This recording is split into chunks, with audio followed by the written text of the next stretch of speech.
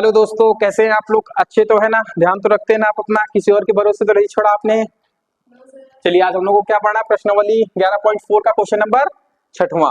उससे पहले हम लोग दिनचर्या की तरीके से ये क्वेश्चन सूत्र रिवाइज कर लेते हैं। पृष्ठीय क्षेत्रफल शंकु का पाई आर एल, गोले का 4 पाई आर स्क्वायर, अर्धगोले का 2 पाई आर स्क्वायर। कुल क्षेत्रफल क्या होता है? शंकु का पाई आर, आर प्लस एल, गोले का होता नहीं, अर्धगोले का 3 पाई आर स्क्वायर। आयतन की बात करें, शंकु का होता है 1/3 पाई आर स्क्वायर एच, गोले का होता है 4/3 पाई आर क्यूब और अर्धगोले का होता है 2/3 पाई आर क्यूब। ठीक है, अब हम लोगों को पढ़ना है क्वेश्चन नंबर 6। देखिए, ये क्वेश्चन अत्यधिक निहायती लॉन्ग है, कैलकुलेशन इतनी ज्यादा है कि हमें भी लगता है गलत हो जाएगा करने में। बाकी करते हैं, देखते हैं आएगा कि नहीं आएगा। उससे पहले इसमें कॉन्सेप्ट समझना आप लोगों के लिए इंपॉर्टेंट है ना? कॉन्सेप्ट अगर आप समझ लिए तो इस प्रकार का अगर क्वेश्चन भी आएगा तो कैलकुलेशन वो कैसी रहेगी? सिंपल रहेगी। ठीक है, चलो, इसने ये कहा है, क्वेश्चन क्या कह रहा है, इसमें कुछ लिखा हुआ है। हाँ, चादर की मोटाई 1 सेंटीमीटर की है, आंतरिक त्रिज्या 1 मीटर की है। तो इसने ये नहीं पूछा है कि उस टंकी का आयतन कितना होगा। क्या पूछा है? चादर का आयतन बताओ। क्या पूछा है? चादर का आयतन। तो एक बात मुझे बताओ, चादर का आयतन अगर मैं टंकी के कुल आयतन को आंतरिक आयतन से घटा दूं तो बचा हुआ टंकी निकल आएगी कि नहीं निकल आएगी? समझना, देखो चादर का आयतन, जैसे ये मान लो कि एक बाहरी लेयर है टंकी की, ये अंदरूनी लेयर है। ठीक है, हमें यहां से यहां तक की रेडियस दी गई है जिसको आंतरिक त्रिज्या कहते हैं, इसकी मोटाई दी गई है। ठीक है, अब हम क्या करते हैं कि पहले यहां से यहां तक की कुल रेडियस निकाल लेते हैं, जितनी भी होगी जोड़ के अभी निकाल लेंगे हम लोग। लेकिन हमें किसका चाहिए? इस चादर का आयतन चाहिए। किसका चाहिए? बोलो भाई मुंह से, चादर का आयतन चाहिए। ठीक है, अब चादर के आयतन के लिए हम क्या कर सकते हैं? तो हम ऐसा कर सकते हैं, जो टंकी है इसका पूरा आयतन निकाल ले और अंदर का आयतन निकाल दे और आपस में घटा देंगे तो ये बीच वाला निकल आएगा कि नहीं निकल आएगा? मतलब जैसे मैं ऐसे करूं, जैसे ये 10 सेंटीमीटर 4 सेंटीमीटर की है, ये 2 सेंटीमीटर की है, मैं कहूं ये कितना बचा हुआ भाग है, तो क्या करोगे? 4 में 2 घटा दोगे तो ये हट जाएगी, बाकी बचा हुआ पार्ट निकाल आएगा। उसी हिसाब से पूरे गोले में छोटा वाला अगर हम निकाल ले तो बचेगा तो यही ना बाउंड्री, जो चादर की मोटाई है, तो उसका उतना आयतन निकल आएगा। मतलब टोटल आयतन में अंदर वाला आयतन अगर हम घटा देते हैं तो ये वाला आयतन हमारा निकल आए, क्योंकि ये घटा दिए मतलब इसको निकाल लिए तो बचेगा केवल चादर का आयतन। नहीं समझ में आ रहा है आप लोगों को? आ गया होगा, आई होगा। ठीक है, तो अब हम लोग क्या करते हैं? क्वेश्चन को सॉल्व करते हैं। सबसे पहले कुल त्रिज्या बताओ कितनी होगी? कुल त्रिज्या, अच्छा कुल त्रिज्या से पहले हमें ये बताओ, 1 सेंटीमीटर में कितने मीटर होते हैं? एक, उधर लिख देते हैं साइड में, यहां पे 1 सेंटीमीटर में 0.01 मीटर होते हैं कि नहीं होते? सॉल्व करने के बाद तो हमारा कुल कितना हो जाएगा? 1 मीटर प्लस 0.01 मीटर हो जाएगा कि नहीं हो जाएगा? जोड़ेंगे तो 1.01 मीटर निकल के आएगा। ठीक है, अब हमें आयतन चाहिए तो हम बात किसमें करेंगे? आयतन में ही करेंगे। तो आयतन क्या हो जाता है हमारा? वैल्यू 1 बटे नहीं, अर्धगोले का क्या होता है? 2/3 पाई आर, देखो पाई आर क्यूब, आर, तो कुल त्रिज्या हमारी कितनी निकली हुई है ये? तो हम ऐसा करें ना कि कुल त्रिज्या को मान ले, इसको मान ले R1 और आंतरिक त्रिज्या को मान ले R2, इसका क्यूब माइनस R2 का क्यूब कर दे तो नहीं बनेगा क्या? दोनों को जब ऐसे करेंगे तो दोनों, ये वाला आयतन अलग निकल जाएगा और ये वाला आयतन अलग निकल जाएगा। ये पूरा आयतन है, ये आंतरिक आयतन है, घटा देंगे तो चादर की मोटाई आ जाएगी कि नहीं आ जाएगी? कुछ नहीं समझ में आ रहा है? आओ एक बार बताते। V बराबर V1 माइनस V2 होता है। V1 क्या होगा? 2/3, पाई तो ऐसे ही रहेगा, R केवल बदलेगा, R1 का क्यूब यही होगा, माइनस 2/3 पाई R2 का क्यूब यही होगा। 2/3 पाई कॉमन ले लो तो 2/3 पाई कॉमन हो गया तो R1 का क्यूब माइनस R2 का क्यूब आएगा कि नहीं आएगा? ये बताओ मुझे आप। और वही मैंने यहाँ पे डायरेक्ट आपको लिखा है। आप समझ में आ गया कि नहीं कि अभी भी नहीं आया? आ गया है ना? चलो,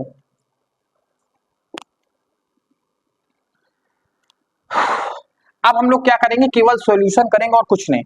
R1 का क्यूब चाहिए, तो R1 का क्यूब कितना होगा, मतलब 1.01 का क्यूब हमें चाहिए, तो पहले क्यूब निकाल लेते हैं। 101 गुणे 101 करेंगे तो कितना आएगा, 101 0 0 0 101, कितना आया 10201, इतना आया।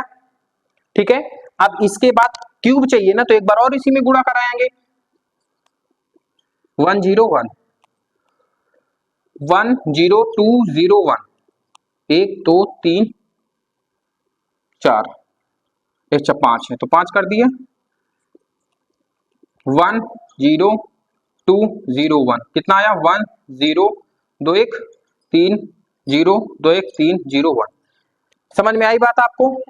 अब एक बात बताओ, मुझे क्यूब चाहिए और दशमलव लगा हुआ है, जब इसका 3 बार गुणा कराएंगे तो ये दशमलव कितने अंकों के बाद लगेगा, 6 अंकों के बाद।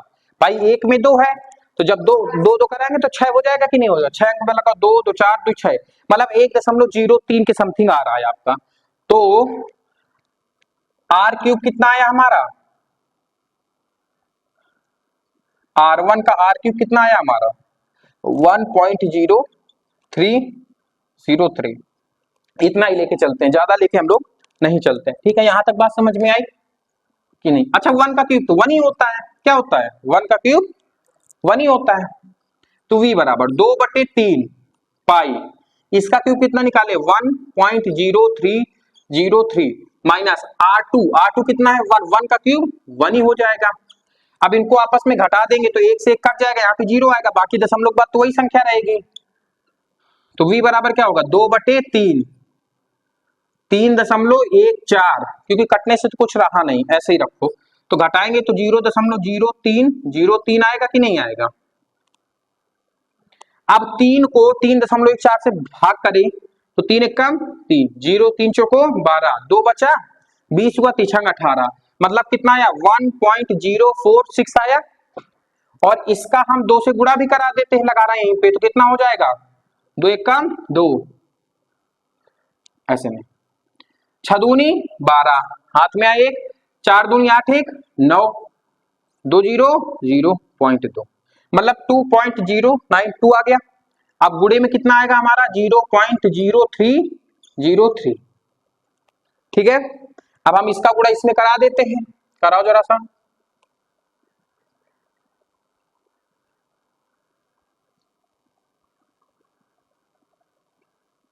अच्छा, इस 0 का कोई महत्व है नहीं है, तो हटा देते हैं, कराओ गुणा सा। 3 दूनी 6, 9 का 9 9 29 27 की 7 हाथ में आया 2 3 0 0 27, 3 दूनी 6, 4 बार 0, फिर वही आएगा 6 7 2 6, 6 7 6 2 8 7 6 13 2 1 3 6, कितने अंक के बाद दशमलव हमारा लगेगा, तो 2 2 4 2 6 1 7 अंक के बाद लगेगा कि नहीं लगेगा, 1 2 3 4 5 6, 1 लगा के 7। तो हमारा कितना आंसर फाइनली आएगा, v बराबर 0.06387 मीटर क्यूब। यही होगा हमारा क्या आंसर। समझ में आ रहा है आपको, कितना आंसर किताब में दे रहा है ये बताओ मुझे, बस ठीक है। ये 4 क्यों हुआ है पता है, 7 को हटाएंगे सार्थक से। ठीक है, तो ये आपका आंसर हो गया है। ऐसे करना है, कैलकुलेशन थी जबरदस्त की नहीं थी ये बताओ आप हमें, कैलकुलेशन ठीक ठाक थी। ठीक है, राशि कैलकुलेटर लेके बैठी हुई है तभी भी सही नहीं बता पा रही है। ठीक है, नोट कर लो, फिर नेक्स्ट क्वेश्चन बताते हैं अगली क्लास में। चलिए दोस्तों, अब बात करते हैं प्रश्नावली 11.4 की, क्वेश्चन नंबर 7वें की, है ना। 7वां क्वेश्चन देख लेते हैं क्या कहता है। 7वां क्वेश्चन कहा है कि जो शंकु है, सॉरी गोला है, उसका आयतन ज्ञात करना है। गोले का क्या ज्ञात करना है, आयतन। आयतन हमें क्या करना है, ज्ञात करना है। और हमें इसमें दिया क्या है, हमें दिया है पृष्ठीय क्षेत्रफल। क्या दिया है, पृष्ठीय क्षेत्रफल। पृष्ठीय क्षेत्रफल कितना है 154 सेंटीमीटर क्यूब, और सॉरी स्क्वायर में है। ठीक है, अब मेरी एक बात बताओ, हमें दोनों का फॉर्मूला आना चाहिए। आयतन का फॉर्मूला क्या होता है, 4/3 पाई आर क्यूब, यही होता है गोले का। अच्छा, पृष्ठीय क्षेत्रफल क्या होता है गोले का? ये है 4 पाई आर स्क्वायर। तो एरिया क्या होता है? 4 पाई आर स्क्वायर। नहीं समझ में आ रहा है क्या? अब अच्छा एक बात बताओ मुझे, समझते जाना गौर से, जो बस मैं कह रहा हूं बस आपको वही समझना, बस इससे ज्यादा दिमाग आपको नहीं लगाना है, ठीक है? हमें चाहिए आयतन, आयतन के लिए चाहिए हमें आर, बाकी सारी वैल्यू तो हमें पता है। आर कहां से निकालेंगे? पृष्ठीय क्षेत्रफल से। पृष्ठीय क्षेत्रफल कितना है? 14154 4, और ये कितना होता है? 7/22। कुछ समझ में आया कि इतनी जल्दी कर क्या गए? 22/7 था तो 7 गुणे में आएगा और 22 भाग में आएगा, और ये 4 गुणे में था तो भाग में आया। अभी नहीं समझ में आया? देखो थोड़ा ज्यादा कर दिए थे डायरेक्ट, है ना? ये कितना दिया है? 154 4 22/7 आर स्क्वायर। ये दोनों गुणा में है तो काय में आएंगे, और ये भाग में है तो काय में जाएगा। ये तो बच्चों वाले कॉन्सेप्ट है, आर स्क्वायर। क्या अब भी बात नहीं समझ में आई आपको? अब इसको काटा पीटी कर लो, 4 से काटो, 4 3 12, कितना बचेगा? 3, 34 हुआ। क्या 34 कटेगा? नहीं कटेगा, तो हम लोगों ने गलत काट दिया। क्या कर दिया? गलत काट दिया। 154 इंटू 7/4 इंटू 22। अब अच्छा गौर से देखना, 11 से कट रहा है ये भी और ये भी, कैसे पता मुझे? 4 1 5, 5 5 घटाएंगे 0, मतलब 11 से कट जाए। 11 से कटने का नियम क्या होता है? सम स्थानों में आए हुए अंकों का योग माइनस विषम स्थानों में आए हुए अंकों का योग, अगर 0 है या 11 का मल्टीपल है तो वो संख्या 11 से कट जाएगी। तो हमने इसको किया, विषम स्थान पर आए हुए 4 1 5, सम स्थान पे आए हुए 5 घटा दिया, 0 आ गया, मतलब कट जाएगी ये। 11 1 कम 11, 11 चौक 44, कितना आया? 2 7, तो 7 49/7 आर स्क्वायर। अच्छा हाँ, बटे 4। तो आर की वैल्यू अगर हमें निकालना है तो इसका वर्गमूल लेना पड़ेगा। 49 का वर्गमूल कितना होता है? 7। 4 का वर्गमूल 2, तो आर की वैल्यू कितनी आ गई? 7/2। अब हमें क्या निकाला? अब तो आप लोग निकाल लोगे ना मेरे हिसाब से, कि अभी भी नहीं निकाल पाओगे? अब इतने समझदार तो है ही हो, ठीक है। 4/3, पाई की वैल्यू कितनी हो जाएगी? 22/7। आर की वैल्यू कितनी रखेंगे? 7 7 7 बटे कितना होगा? 2 2 एंड 2, यही होगा।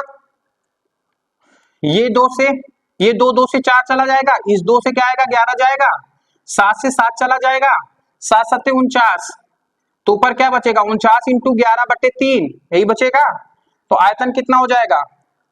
11 9 99, हाथ में आया 9, 11 चौक 44 और 9 53 अपन 9 अपन 3। अब ये कैसे दे रहा है? सही बटे में दे रहा है ना, तो भाग दे दो 3 का इसमें। 5 3 9, कितनी बार जाएगा? एक बार। 2 आया, 7 बार जाएगा, 21 2 आया, 9 बार जाएगा, 27 आया 2। तो हमारा कितना आंसर आ जाएगा फाइनली? 179 सही, 2/3, यही आपका आंसर हो जाएगा सेंटीमीटर क्यूब में। आ रहा है? समझ में आया आप लोगों को कि नहीं आया? चलो नोट कर लो, फिर नेक्स्ट क्वेश्चन नेक्स्ट क्लास में बताते हैं, या फिर आज की क्लास को यहीं पे एंड कर देते हैं ना, बाकी बातें करते हैं नेक्स्ट क्लास में, ठीक है। ऑनलाइन बच्चे पढ़ते रहे, क्योंकि नेक्स्ट वाला क्वेश्चन थोड़ा सा मुझे बड़ा लग रहा है, तो उसके लिए टाइम चाहिए, तो वो क्वेश्चन कल बता देंगे आप लोगों को, अगर आप लोगों की इजाजत हो तो। पक्का ना? चलो तो फिर आज की क्लास को यहीं पे समाप्त करते हैं, बाकी बातें करते हैं नेक्स्ट क्लास में। ऑनलाइन बच्चे पढ़ते रहे, दशमलव के कॉन्सेप्ट को अपने आप बिल्कुल पानी की तरह निर्मल कर ले, नहीं तो आपको ये वाले क्वेश्चन गलत होने के चांसेस 90% बढ़ जाते हैं। अपनों और अपनों का ख्याल रखिए। वीडियो पसंद आए चैनल को सब्सक्राइब कीजिए, कमेंट दीजिए, फीडबैक जरूर दीजिए, वीडियो को लाइक कीजिए। धन्यवाद। बाकी बातें करते हैं नेक्स्ट क्लास में।